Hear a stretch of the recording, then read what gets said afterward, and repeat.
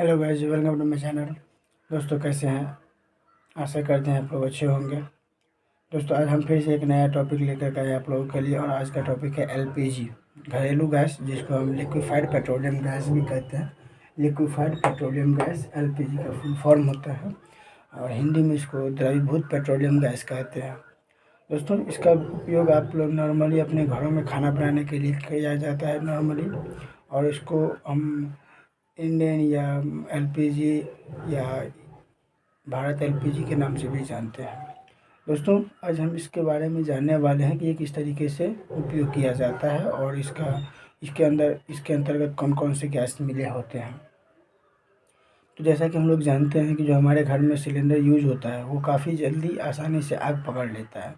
जो उसका लाइटर होता है उसमें एक छोटी सी चिंगारी निकलती है और वो आसानी से आग पकड़ लेता है। इसका अर्थात ये हुआ कि इसका जो ज्वलन ताप होता है, अर्थात कोई भी पदार्थ जिस ऊष्मा पर या जिस ताप पर जलना शुरू कर देता है उसी को उसका ज्वलन ताप कहते हैं। तो उस आधार पर यदि देखा जाए तो सबसे कम होता है एलपीजी का। एलपीजी के पास में यदि आप आग की चिंगारी लेकर जाएं तो भी आसानी से वो आग पकड़ लेता है। तो इसका ज्वलन ताप बहुत ही कम होता है, और साथ ही साथ इसका उपयोग भी काफ़ी आसानी से होती है। तो चलिए देखते हैं आज के वीडियो में क्या सब है। पेट्रोलियम गैस ब्यूटेन, प्रोपेन और एथेन का मिश्रण है। अर्थात ये जो एलपीजी है उसमें 3 गैस मिलाए जाते हैं, ब्यूटेन, प्रोपेन और एथेन। समझ में आ गई बात? एलपीजी में 3 गैस मिले होते हैं, ब्यूटेन, प्रोपेन और एथेन। लेकिन इसमें सबसे ज़्यादा जो मात्रा होता है वो ब्यूटेन का होता है, यानी मुख्य घटक ब्यूटेन ही होते हैं। इसका ज्वलन ताप काफ़ी कम होता है, इसीलिए इसका उपयोग घरेलू कार्यों में ईंधन के रूप में किया जाता है।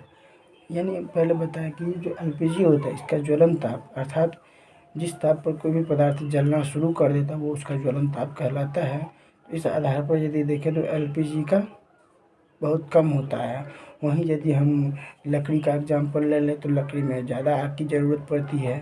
कागज़ ले लें तो उसमें थोड़ा कम, लकड़ी की अपेक्षा कम चाहिए। रुई ले लें तो उसमें लकड़ी की अपेक्षा कुछ कम चाहिए। तो ये सब हमारे अलग अलग तापमान या ज्वलन ताप के अंतर्गत आते हैं।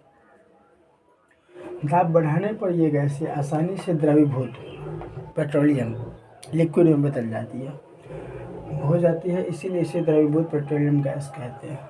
तो जब इसके ऊपर दाब बढ़ाया जाता है, दाब बढ़ाया जाता है मतलब जैसे हम मुंह से निकालते हैं ठंडी के मौसम में करते हैं तो आसानी से हवा आग उड़ जाता है, हवा के साथ मिल जाता है।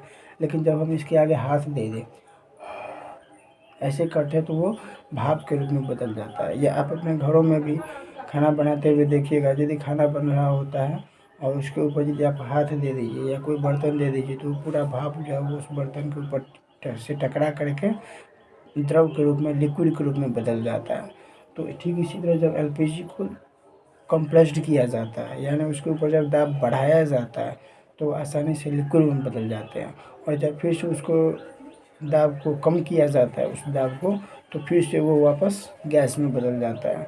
तो इसको घरेलू कार्यों में जो उपयोग किया जाता है, जो लोहे का सिलेंडर होता है उसमें भर करके, और इसके ऊपर एक खास विशेष प्रकार का वाल्व लगाया होता है, और उस वाल्व के द्वारा क्या होता है तो इसके ऊपर दाब को, प्रेशर को कांस्टेंट रखा जाता है। लेकिन जब आप उसे अपने घर में लाते हैं और उसमें आप उसको ऑन करते हैं रेगुलेटर के मदद से, तो उसके बाद क्या होता है तो उसके अंदर जो दाब होता है वो दाब में कमी आती है, और उस दाब में कमी आने के कारण, दाब कम होने के कारण वो लिक्विड से वापस गैस में बदल करके पाइप के थ्रू हमारे गैस चूल्हा के पास तक जाता है। ठीक है, आशा करते हैं समझ गए होंगे।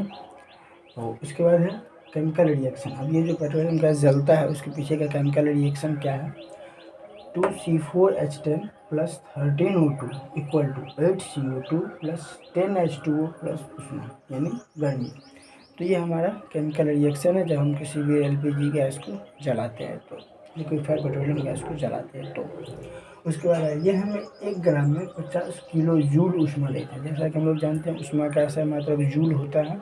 तो ये हमें 1 ग्राम, यदि हम 1 ग्राम एलपीजी जलाएंगे तो वो 50 किलो जूल टेम्परेचर देगा, गर्मी देगा, ताकि वो हमारा, इसीलिए हम इसका उपयोग घरेलू कार्य में, खाना बनाने में करते हैं।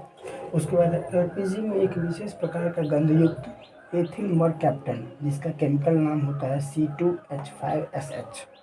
C2H5SH की अल्प मात्रा मिलाई जाती है ताकि सिलेंडर में कहीं गैस का रिसाव हो तो उसका पता तुरंत चल सके।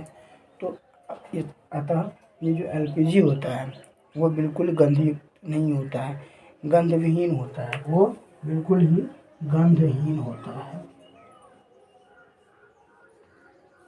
बिल्कुल ही गंधहीन होता है। लेकिन उसमें गंध न होने के कारण हमें उसका रिसाव होगा, या कभी हम खाना बना रहे होंगे और उसमें कहीं से भी लीकेज आ जाएगा तो उस लीकेज का हमें जानकारी नहीं मिल सकेगी।